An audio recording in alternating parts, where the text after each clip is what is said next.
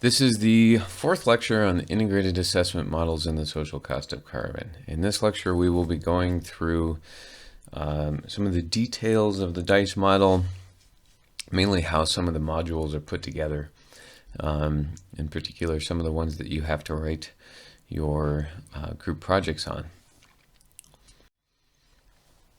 So we'll give a summary of discount rates, summary of damages, how the damages are calculated, some key uncertainties in the model.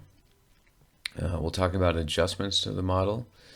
We'll talk about whether or not cost-benefit analysis even applies in the context of climate change, and some concluding thoughts on the model. All right, so first of all, what is the effect of discount rates?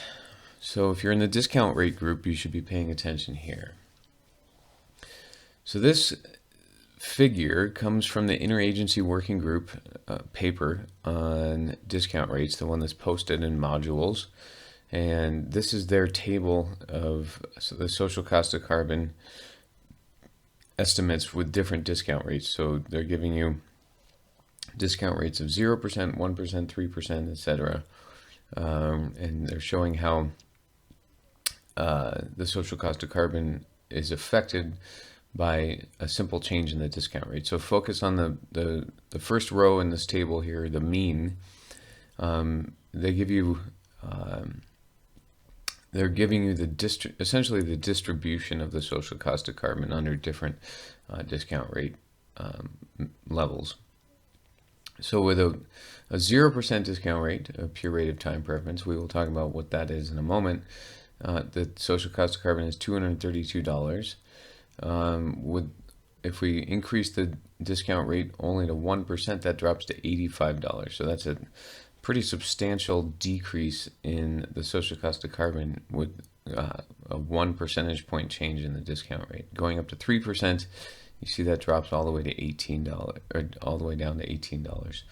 So the point here is that the discount rate can have a substantial effect on the estimate of the social cost of carbon. Why discounting? Well, we need to answer the question, how should we compare the present and future costs and benefits of addressing or not addressing climate change? In the present context, this means comparing the costs of emissions reductions today with the social value of reduced climate damages in the future, or the benefits of reducing climate damages in the future. So as an example, we might make investments to reduce emissions today, like investing in wind energy instead of coal energy, or renewable energy generally instead of non-renewable energy. The problem here is that the costs are paid largely in the near term. There's fixed costs to producing energy with wind, mainly in producing a wind farm or a solar farm. It costs a lot of money to generate or to build a wind or solar farm, and then we have intermittency costs as well. But the benefits of the wind farm or the solar farm or the renewable energy in general, in terms of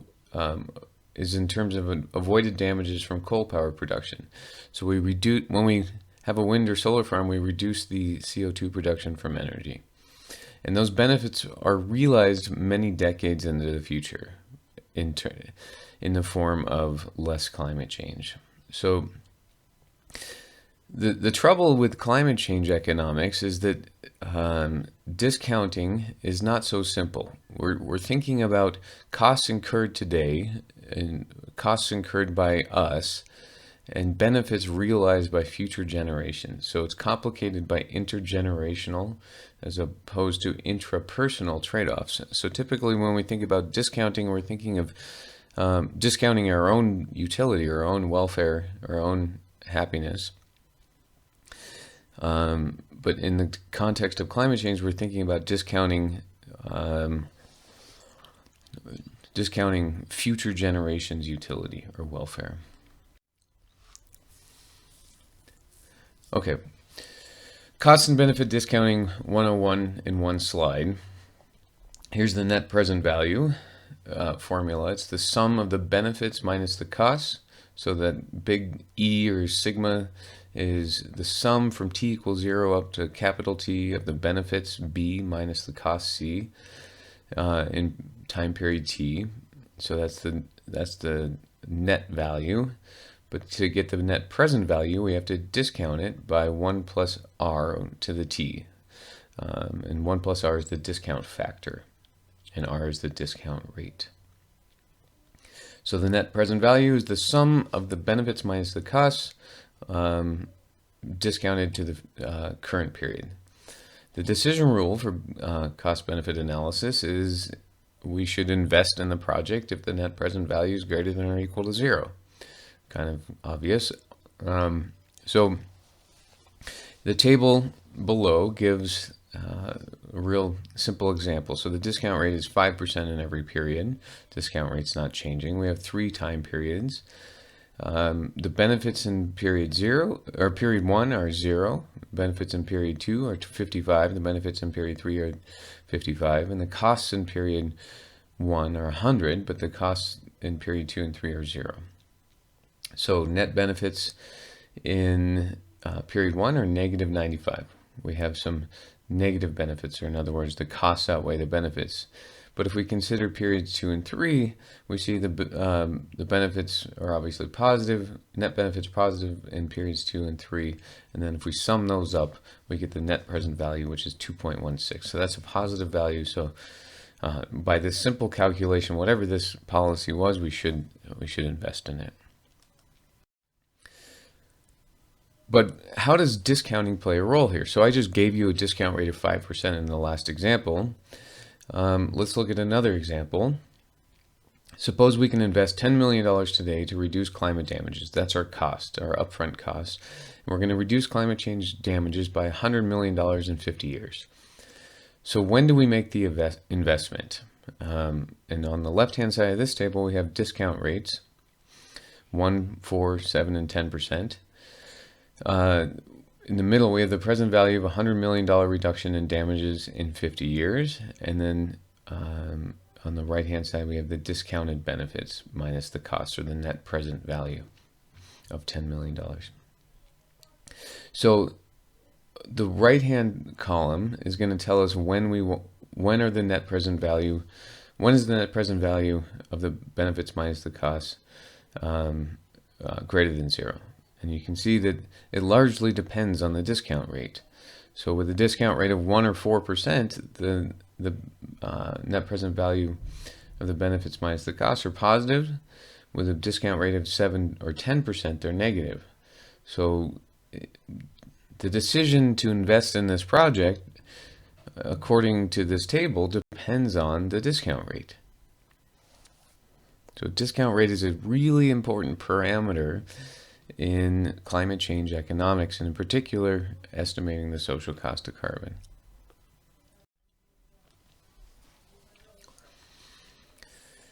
So what is the appropriate discount rate then? Well, we need to think about 2 types of discounting.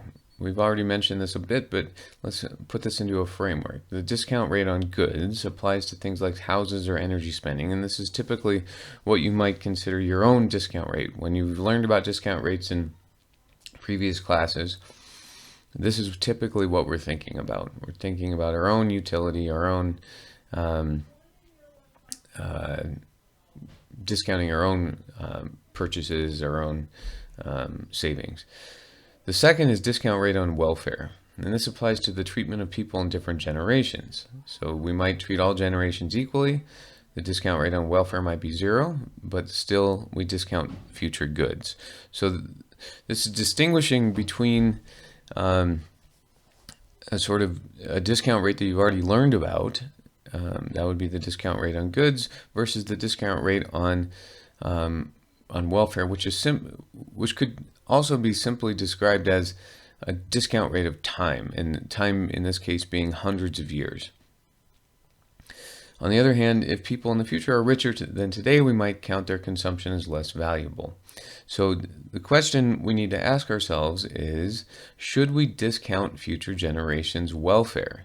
We know that we are going to discount their utility on goods, because we know that they're going to be richer in the future, or we suspect they're probably going to be richer in the future, and we know that even today, richer countries, their marginal utility is lower than our marginal utility, or they're on a less steep portion of the utility function, and that's probably going to be the case with future generations as well. So discounting and climate change, here's three different approaches. There's a normative approach, there's a descriptive approach. The normative is going to be what should somebody imposing a discount rate telling others what it should be. A descriptive approach is looking at data and saying what the data tells us it is, what people are revealing it to be, and then there's hyperbolic discounting. We'll talk about all three of these. So if you're in the discount rate group, you can select among these three and provide sensitivity analyses based on these three. That would be one way of doing the assignment. The normative approach, the first, it formally prescribes how intrapersonal comparisons of utility should be made and how the welfare of future generations should be weighed against that of the present generation. So it's basically saying how it's imposing this on the modeler. It's imposing a way of comparing the utility of today, of generations today, of us, relative to the utility of our grandchildren or our great-grandchildren. It was first developed by Ramsey in 1928. Ramsey's up in the right-hand corner here. And in fact, Ramsey, even in 1928, said the pure time discounting, or impatience in other words, is ethically indefensible and arising from the weakness of imagination. So Ramsey's actually saying back in 1928 that if you are to value future generations' utility less than your own, it's simply a weakness of your imagination. It's not fair. It's ethically indefensible. He thought intergenerational discounting was wrong. He actually wrote down an equation he derived from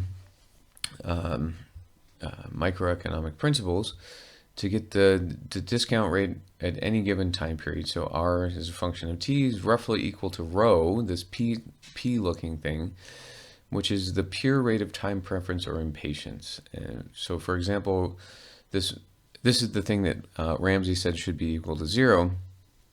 For rho equal 2%, the utility of a person born in 1995 would be worth half that of a person born in 1960.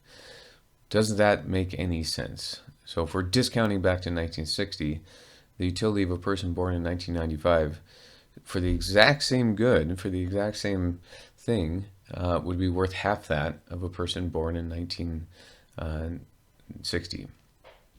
That doesn't make sense. So Ramsey said we should set this equal to 0. It's typically set very low.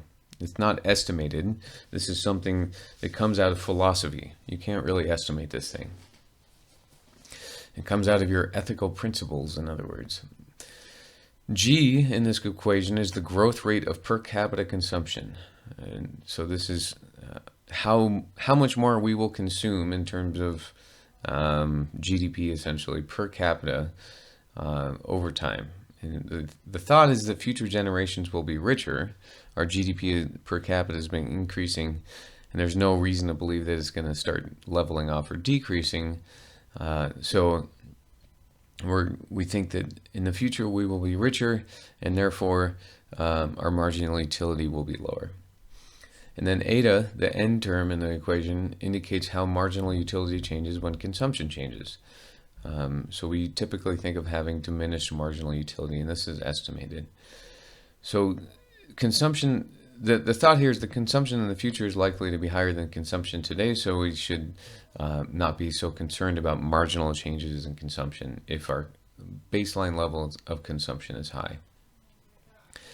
What does this eta parameter do? If eta is equal to 0, then a $1 increase in income is equally valuable regardless of income levels.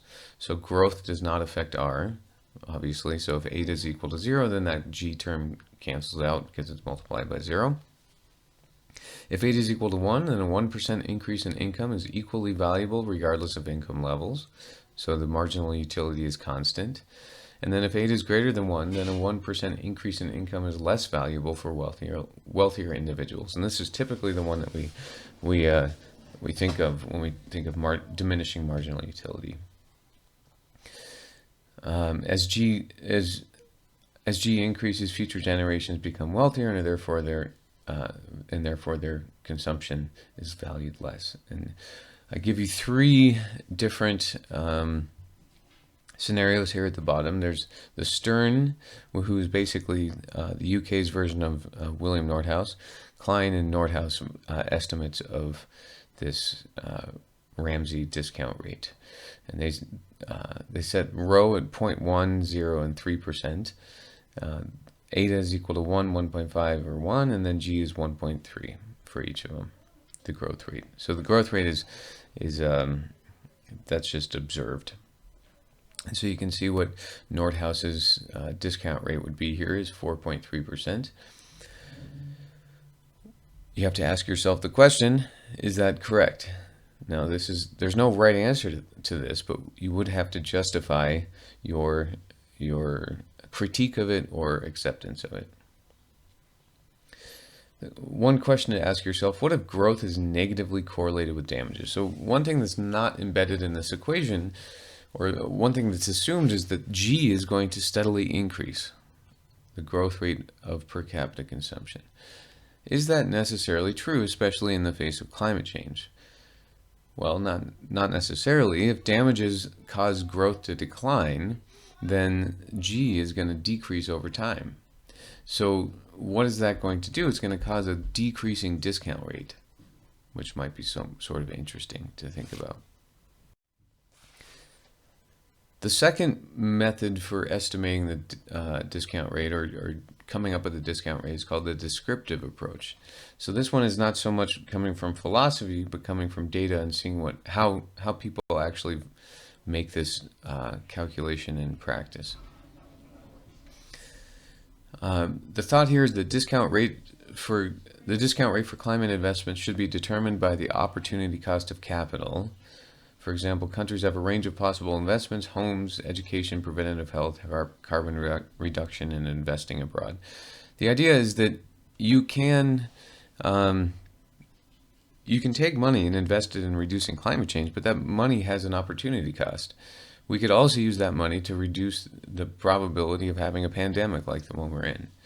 So which is the better use of the money? The point is we have to think about which ones, we have to think about the opportunity cost of the money we're actually spending. And the other is estimated rates of return. We can look at these in practice. Corporate capital has an estimated rate of return of about 6%. Human capital, meaning education, has an estimated return of about 4 to 20%. Real estate, about 6 to 10%. Investments in energy savings, building and improvements in fuel efficiency have an estimated rate of return of about 10 to 20%. The Office of Management and Budget, that's the government entity that's required to perform these cost-benefit analyses, says that when regulation primarily affects private consumption, we should consider the consumption rate of interest or the discount rates implied by individual savings accounts. So this is the situation we're under. So that implies a discount rate of about 3%. The weighted average turns out to be about 4%, which is what's used by Nordhaus.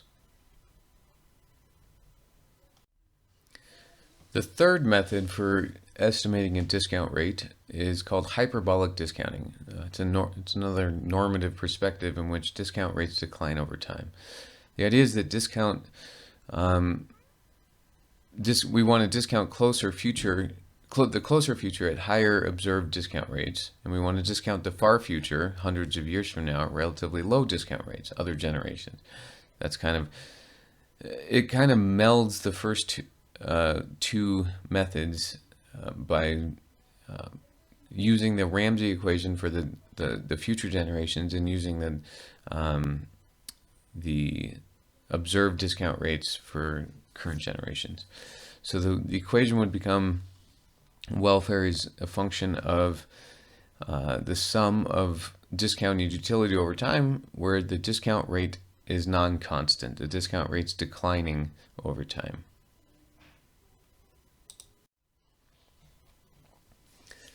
The approach taken by the Interagency Working Group is as follows. They primarily use the descriptive approach.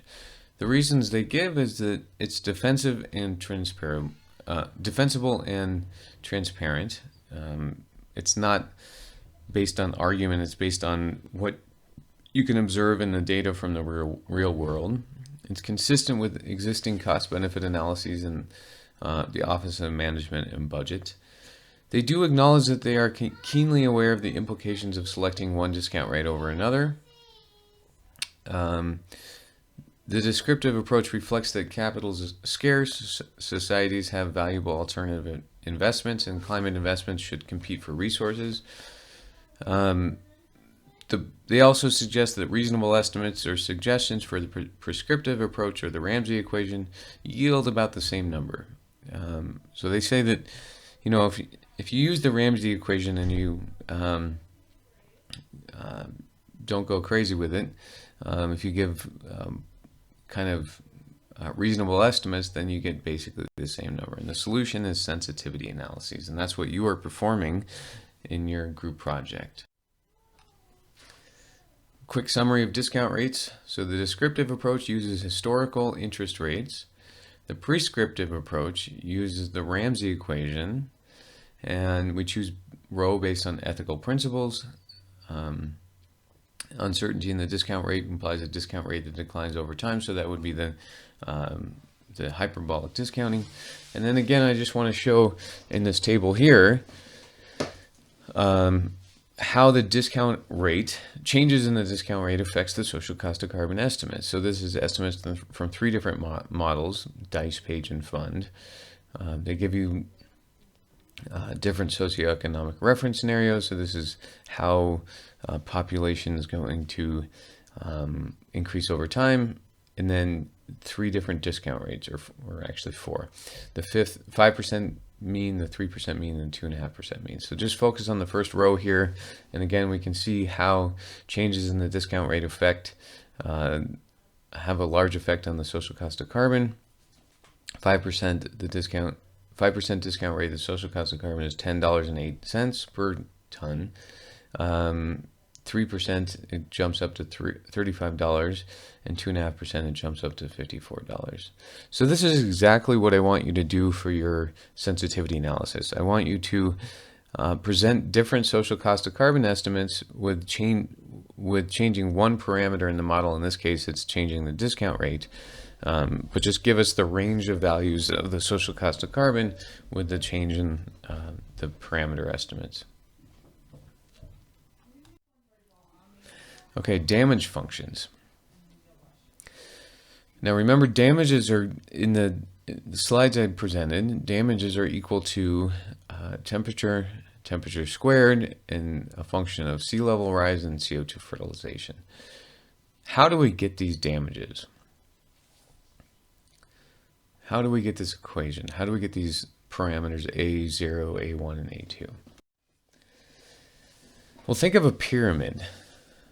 At the bottom, there's hundreds of thousands of economic valuation studies of damages from climate change to one sector in one country. Like, what is the damage of a 2-degree increase in average temperatures on corn production in the Midwestern United States? Or what are the damages from a 2 degrees C increase in average temperatures on rice production in middle of India, for example?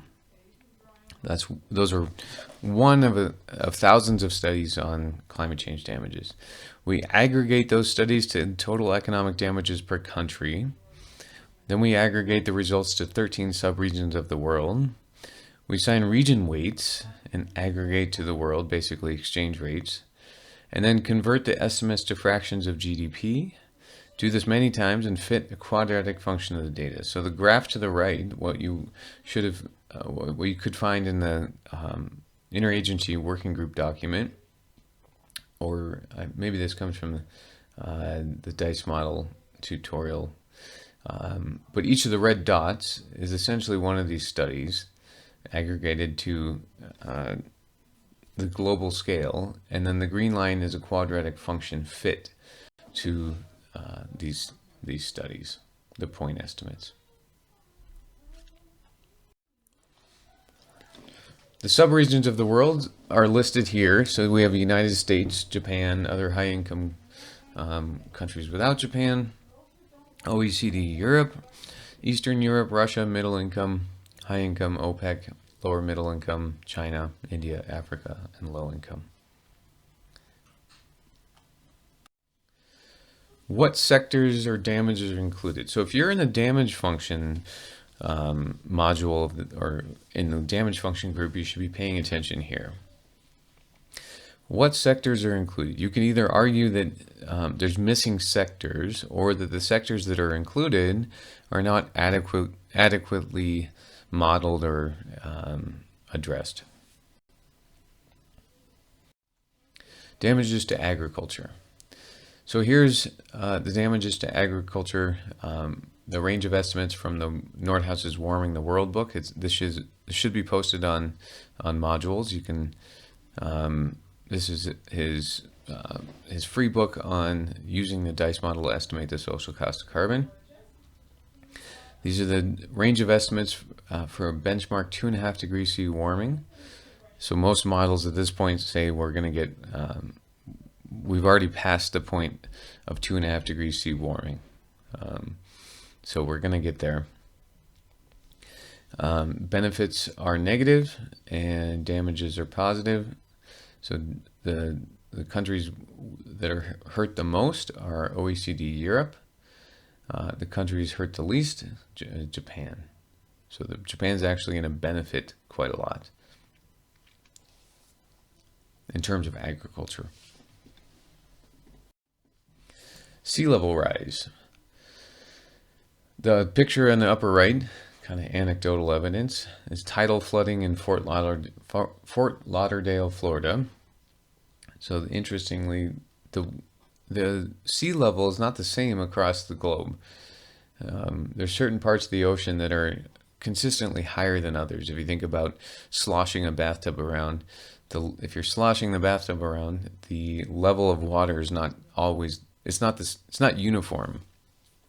And obviously the ocean is not sitting idle, it's sloshing around. So currents make certain parts of the ocean higher than others, and Florida is one of the has one of the highest sea levels in the United States.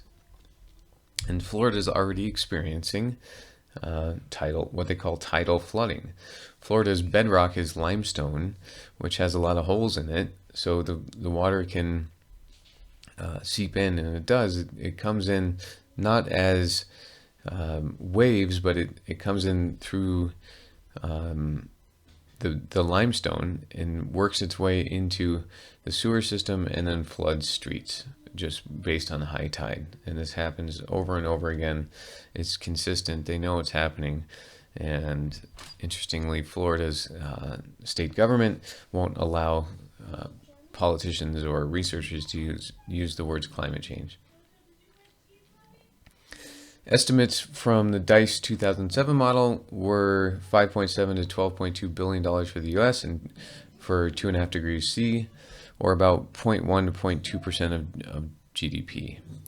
This excludes estimates of storm effects, undeveloped land, and the cost of resettlement. So these damage estimates from sea level rise do not include the damages from increased storms. It only includes damages from lost developed land. How do they get this? Well, they basically take maps of developed land and sum up the value of the buildings on those land, basically the developed property, the value of the developed property, sum up the value of every house. What's going to be lost? That's your damages. So if you have 10 houses lost in an area and each house is worth some amount, $100,000, whatever, then it's 10 times $100,000 of damages. So you can, and we also don't include the cost of resettlement, so moving people from certain parts of Florida or Louisiana or Texas, that's going to cost a lot. To generate estimates for the rest of the world, the U.S. estimates are multiplied by a fraction of coastal land per region. You can think hard about, is this the correct way to model this and what's left out of this? How about valuing hurricanes? So we said in the previous slide that storms are not valued in this, but Nordhaus does, of course, have a paper on this topic. What does he do? He takes, on the y-axis here, we have damages per GDP from past hurricanes, and then the maximum wind speed on the x-axis. So he's plotting these two things, and he's grabbing a bunch of data on past hurricanes and plotting. This is a scatter plot of damages per GDP and maximum wind speed from past hurricanes, and then fitting a line to it. What does that give you? It gets you the elasticity of wind speed, or the elasticity of damages relative to wind speed. A 1% change in wind speed has a beta effect on, percent effect on damages, essentially. So he can then use this model to forecast future damages from increased hurricane wind speed and increased frequency of hurricanes. So we can use climate models to forecast wind speeds and storm frequency, and then use this equation here to predict damages into the future of the additional storms. And that's what he does.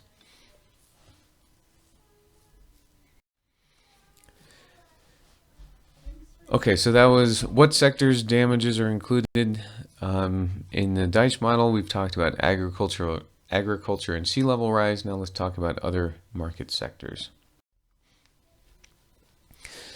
Other vulnerable market sectors consist of miscellaneous market sectors, including forestry, energy systems, water systems, construction, fishery, outdoor rec, etc. Overall, it comprises about 6% of the global economy. DICE assumes most affected sectors energy. They think that hot places will see increases in AC use or energy demand. Cool places will see decreases in heating demand. This is considered to be zero in temperate climates. Are these good assumptions? How much will climate change impact forestry? What about wildfires? Not included in this model.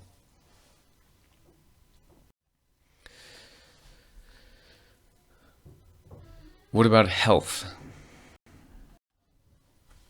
Health damages include lives lost from extreme heat events and increased tropical diseases. The increased tropical diseases is somewhat more relevant right now as we're dealing with the current pandemic. This table shows the health damages of 2.5 degrees C warming, so for different countries around the world. You can see on the left the different diseases that they are considering: malaria, tropical cluster, dengue fever, pollution. So pollution is obviously not a disease, but we're measuring years life lost, or essentially shortening of life. And then we're going to put a value on the shortening of life. And we can think about pollution having an effect on the years of life that we have. The countries that are hurt the least are established market economies, so that's going to be like places like the US, and also the formerly socialist economies of Europe or the USSR. The countries hurt the most: India and sub-Saharan Africa.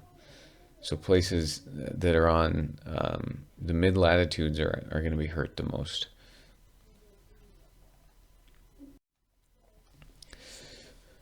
That was health. How about non-market amenity impacts? Non-market amenity damages, what are those? DICE considers time use. So how is our time use going to be affected by by climate change. The Warming the World book suggests that 39.4 hours of free time per week, approximately 2.2 hours, are spent in what might be considered climate-sensitive activities like recreation, sports, outdoor activities. Maybe in Colorado that's a little higher. Maybe in other places of the country it's a little lower, but on average it's 2.2 hours. A 2.5 degrees C warming will have a positive impact on non-market amenity time use of 0.3% of GDP in the US. So this is actually a positive. If it's warmer on average, we're going to spend more time outdoors, unless you're in Arizona. Impact is maximized at the mean temperature of 20 degrees C, or if you live in a place where the average temperature is 20 degrees C, then you're going to be benefiting. Of course, if you're in a place like Arizona with an average temperature higher than that, then it's negative. So again, countries with mean temperatures above 20 degrees C, the countries along the equator, they're going to be hurt the worst here. What damages are included? Human settlements and ecosystems. Let's go to that one. Okay, we have to think about people moving because of climate change. So sea level rise, it's estimated that 40% of the global population lives within 10 kilometers of the coast. That's quite a lot, and all of those people, or a lot of those people, are going to have to move. We might also see uninhabitable temperatures. Places where we used to live may become uninhabitable. Severe drought cause changes in weather patterns, and we'll have places where we can no longer grow food. It's just not hospitable to food. How might you value this? Think hard about this one. Ecosystem damages. Types, species loss, ecosystem degradation, desertification, other quantification is difficult. DICE assumes each subregion is willing to pay approximately 1% of the capital value of the amenities per year to avoid ecosystem and migration damages associated with 2.5 degrees C temperature rise. So as an example, if national parks are valued at $250 billion, we have a willingness to pay to avoid damages to national parks of $2.5 billion. Does that seem right to you? You can adjust the damage function upward if you think that we should be willing to pay more than that, or we are willing to pay more than that. But those willingness to pay estimates are coming from economic studies.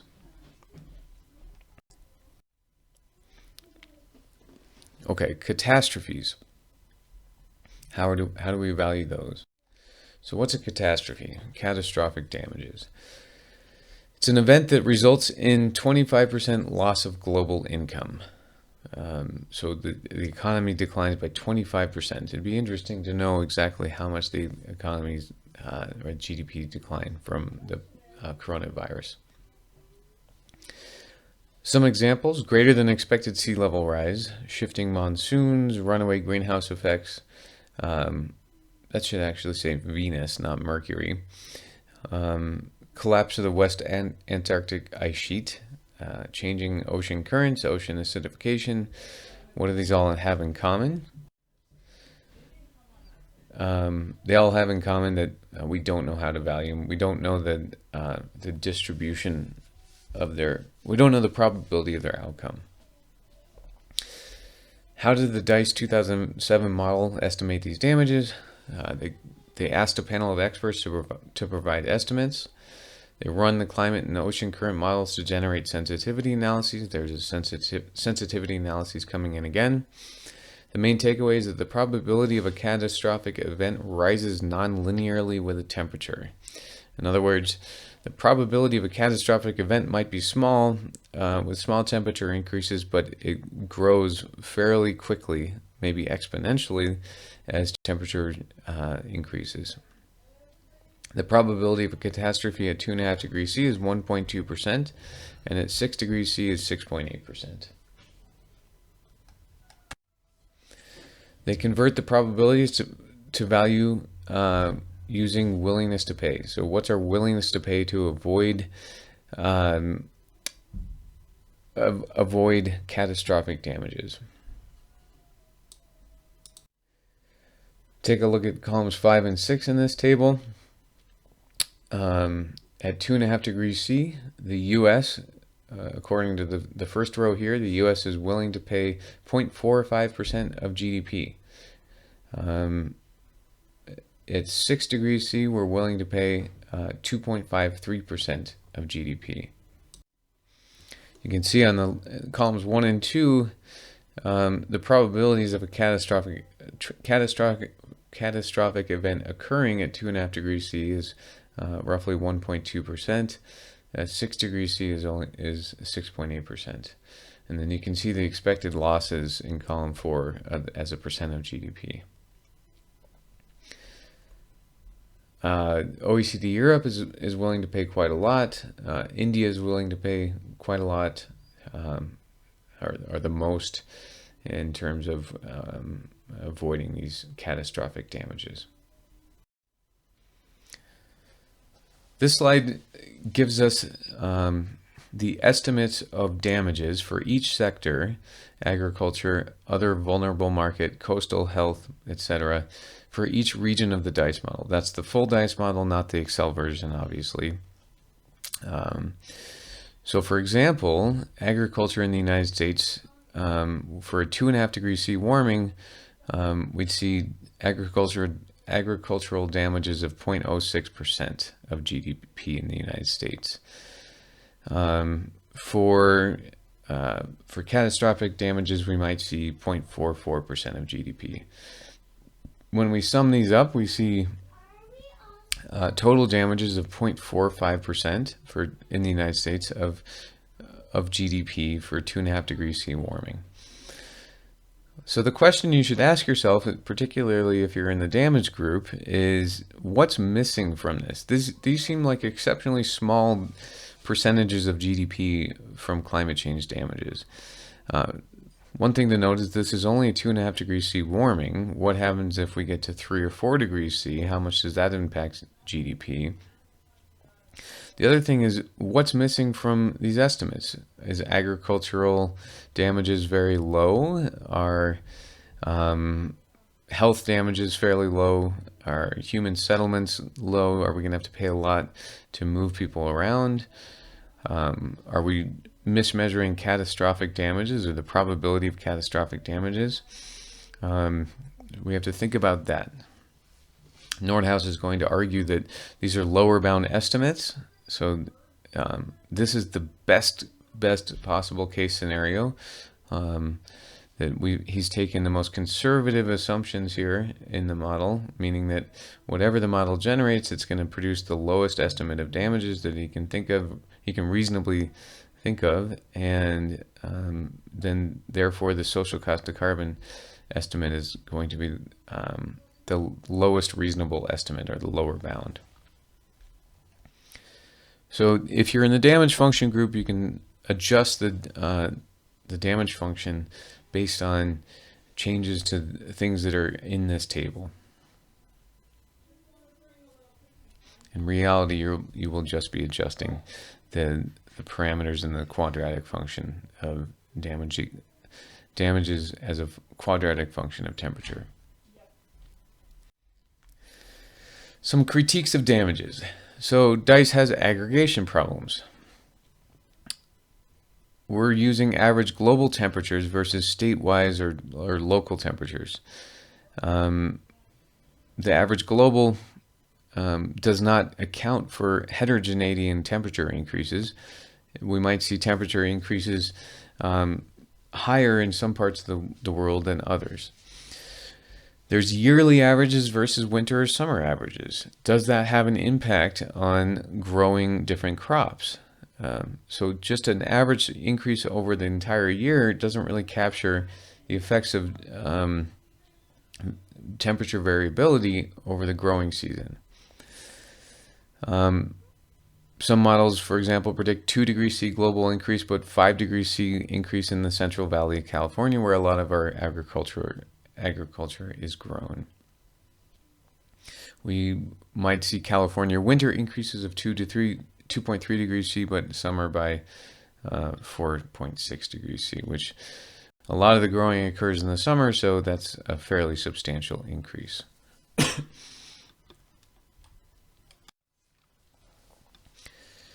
So DICE also neglects nonlinear effects of temperatures on crop yields. A degree more can sharply reduce crop yield. So it's going to, the way that agriculture is modeled now, a 1 degree increase has the same effect regardless of what level of temperature increase we are at. Maybe we need some curvature there. There's an oversimplification in comparing cropland, precipitation, and temperatures. So for example, some of the richest farmlands in the US are in California and Arizona. These are also the driest and hottest areas. So it appears in our models that dry and hot is good for crops. This does not capture that a lot of the water used for crops is coming from elsewhere. A water critique: climate change not only changes precipitation levels, but also water storage in the form of snow. We'll get less snow, so we'll have less runoff to feed our cities and to feed our agricultural production. Wildfires can also reduce forest cover, accelerating runoff. We're likely to face less frequent but more intense rainfall. That's not really captured in this either. So drier soil, faster runoff, we can have more floods. India's already seeing this during the monsoon season. They used to have a lot of heavy rains, but they'd be sort of spread out. Now they basically have rainfall in one period leading to floods, which isn't really useful for growing crops. It's basically useful for damaging human settlements. One final critique: does cost-benefit analysis even apply in this context? So you may be listening to this and thinking, is this even the appropriate way to model this? Let's talk about tail or catastrophic events. So there's there's a non-zero probability of extreme severe storm surges. There's a non-zero probability of slowing ocean currents due to large changes in ocean salinity. There's a chance of 50-foot sea level rises. There's a chance of ocean acidification. CO2 enters oceans and reacts with water to form carbonic acid. That's going to kill basically everything in the ocean. There's a chance of tipping points. Basically unexpected climate feedback loops leading to larger than predicted temperature increases. There's a chance of unexpected large changes in biodiversity and ecosystems. The problem is we don't know the effects of each of these possible things. We also don't know the probability of each of these things. We don't know how they're all connected to temperature changes, and therefore we don't know the distribution of climate sensitivity. So if you're in the climate sensitivity group, you should be thinking about some of these things. You should be thinking about how sensitive the climate is to changes in the concentration of CO2. Will we see marginal damages doubling or tripling? Will we see a marginal change in damages or a doubling or tripling of damages with increased temperature? That's the question we need to ask ourselves. And this can be modeled either through the damage function or through climate sensitivity. This led to what's called the Dismal Theorem. Marty Weitzman, an economist, came up with this. He said that under limited conditions concerning the structure of uncertainty and societal preferences, the expected loss of climate change is infinite and standard economic analysis cannot be applied. In other words, if we did our cost-benefit analysis, and I give you an example damage function here at the bottom. This is the expected damages, which are equal to the probability of ocean acidification times the cost of acidification, plus the probability of sea level rise times the cost of sea level rise, plus the probability of some tipping point times the cost of tipping point. If we plug in values here, we can estimate the cost of acidification, we can estimate the cost of sea level rise, but the cost of a tipping point could be infinite. We could have essentially damages to our GDP, because that's what the DICE model cares about, of on the order of 50 to 75% losses of GDP. How do we even value that? That's not really, what does that even mean? We can't really imagine that. And so we might call that a cost being infinite. So the expected damages should be infinite. So how do we put infinite damages into a cost-benefit framework? Well, we can't. It basically says that no matter what the costs are, they're justified.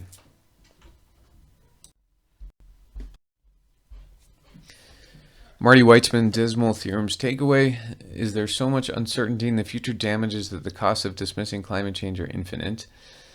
The question we should ask ourselves is, what would society be willing to pay to avoid something we cannot fathom? So it's a valid argument. Are the potential damages from climate change so large that we really are morally obligated to do anything we possibly can to address climate change? Nordhaus says, well, not really. The answer is not infinite, and the reason is as follows. So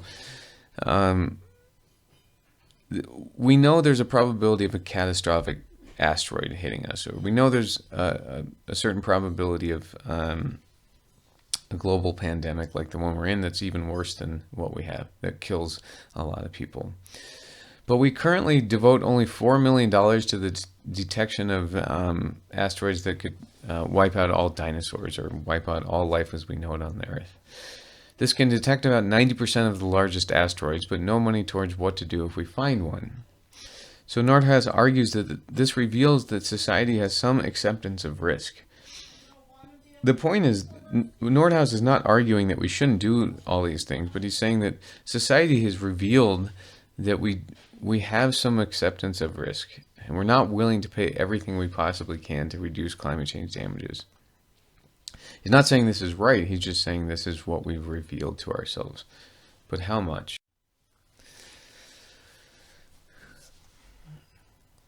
The Interagency Working Group also acknowledged weaknesses of the DICE model approach.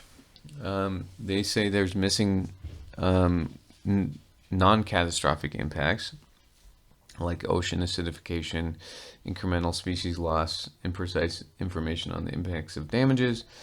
They also say that they're missing some catastrophic damages, like tipping points, which could make the discount rate discussion superfluous.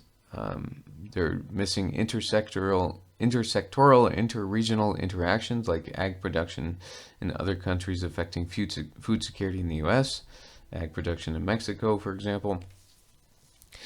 And also imperfect substitutability of environmental amenities. So it could be that losing so much climate good can't be substituted for via non-climate goods.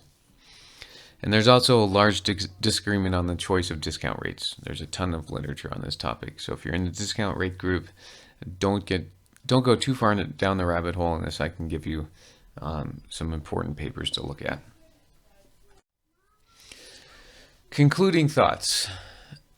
Alternative approaches, we could specify unacceptable outcomes. We could set a greenhouse gas concentration target, maybe 550 parts per million, to avoid these outcomes and do whatever it takes to get there. That'd be a quota, essentially.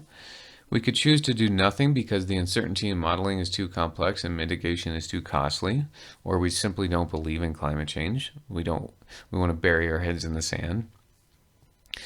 We could say that we have a moral obligation to do everything we can right now to keep emissions at current levels. Unfortunately, it's not so easy. If that were the case, then we should be doing a lot more to protect ourselves against other potential paths of extinction, like asteroids, infectious diseases, and nuclear war. So Nordhaus's final thoughts on this, on the benefits of integrated assessment models and the social cost of carbon. If you've been listening to these lectures and you feel confused about this, it's very complicated, obviously, and if you don't feel that all of the things settled with you well, this is what Nordhaus would have to say to you. Integrated assessment models are conceptual frameworks for dealing with highly complex, nonlinear, dynamic, and uncertain systems. What's their purpose? They are models. They're obviously imperfect, by definition of being a model. They don't capture everything, but they're fairly complicated, as you can tell, and they're meant to capture as much as they can about these complex systems. They attempt to weigh the costs and benefits of addressing climate change, and in doing so, here's their ultimate purpose. They can answer if-then questions about the potential impacts of climate change and of implementing certain policies. They can provide useful outcome comparisons, so not necessarily useful outcomes. Maybe the levels in the models aren't really correct, but you can run the model under different scenarios and then get good comparisons of different outcomes. They can yield a reasonable policy target, so they generate social cost of carbon estimates. And Nordhaus is going to argue that these are reasonable policy targets. They provide a consistent framework for analyzing new information and to highlight critical issues. So as new information comes out, we can plug that information into the DICE model and compare it to previous estimates. So again, they provide useful comparisons. And ultimately, they provide lower bounds on the economic damages from climate change. So Nordhaus is going to use, or used, the most conservative estimates, most conservative assumptions he could think of in this model to provide a lower bound on the economic damages or the social cost of carbon. Why would he do that? Well, he knew that this is going to be critiqued by people on the side of not believing in climate change or not wanting to address climate change or thinking that addressing climate change is too expensive. So if he left open the possibility that he used non-conservative assumptions or assumptions that really made damages seem too large, then you could throw out the entire model completely. You could say that your estimates are far too large. But if you use the most conservative estimates, saying that this is the lower bound, then really there's not much you can argue against here, unless you just completely don't believe anything in the model, or you don't believe in climate change to begin with. And that's why he's going to use a discount rate of like 4%. It's not so much that he believes that the discount rate should be 4%, but he says that if you use a discount rate that's lower than that, causing social cost of carbon estimates to be higher, then you could argue against it. But using a discount rate of 4% seems to him to be the most reasonable higher bound on discount rates, which provides a lower bound on social cost of carbon estimates.